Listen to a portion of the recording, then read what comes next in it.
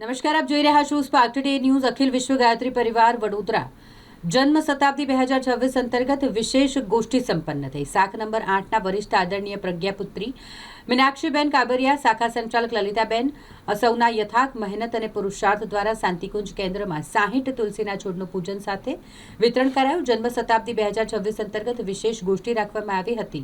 પ્રથમ દીપ પ્રાગટ્ય, દેવપૂજન સાથે ગુરુદેવના સ્વરમાં સાધનાનો ક્રમ સંપન્ન થયો.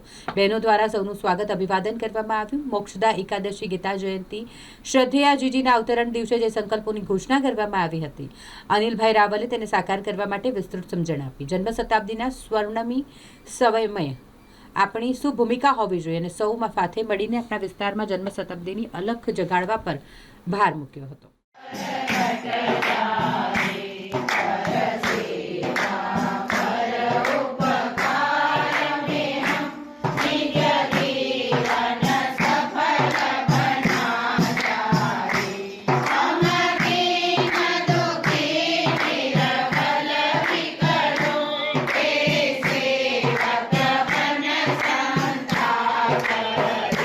वैद्यदादा गुरुदेव की जय. सूर्य नारायण भगवान की जय. यज्ञ नारायण भगवान की जय. तुलसी मात की जय.